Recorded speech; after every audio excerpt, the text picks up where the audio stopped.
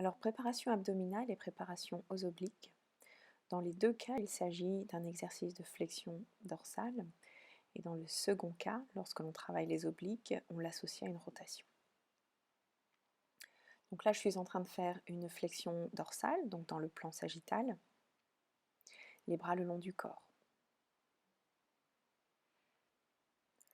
Alors, ma flexion dorsale s'accompagne toujours d'une flexion cervicale au niveau de C1, C2 environ. De ce fait, lorsque je monte, le regard est dirigé vers les genoux. Une autre possibilité pour les bras, c'est donc de placer vos mains derrière la tête en ayant toujours par contre les omoplates bien plaquées contre la cage thoracique.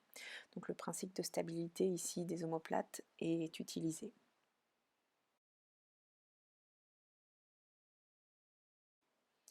Alors une autre possibilité que vous avez, une autre modification, est d'attraper en fait le tapis et de se servir en fait des bras pour légèrement tirer le tapis et faciliter ainsi les cervicales.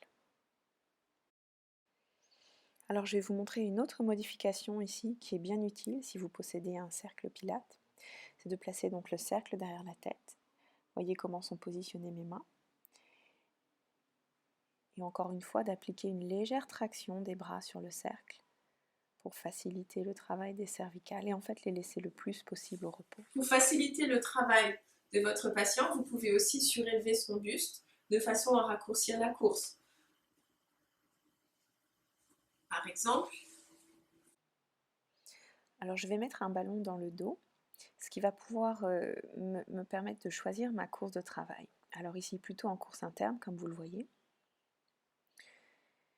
mais je peux aussi aller vers la course externe et ainsi partir en extension dorsale en fait au-delà du zéro.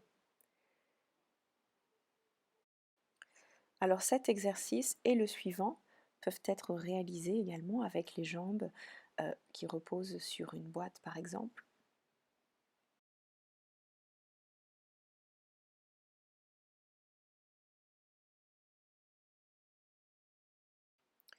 Alors une première possibilité pour préparer nos obliques avec un bras tendu au plafond. Voilà. Vous prendrez donc une inspiration pour préparer, une expiration pour monter en flexion et en rotation du côté opposé au bras, une inspiration pour rester et une expiration pour redescendre. C'est donc un mouvement en 4 temps. Bien entendu, vous pouvez demander à votre patient d'effectuer plusieurs mouvements avant de retourner au sol, par exemple ici, à droite, au centre, puis à gauche, au centre, puis à droite avant de redescendre au tapis.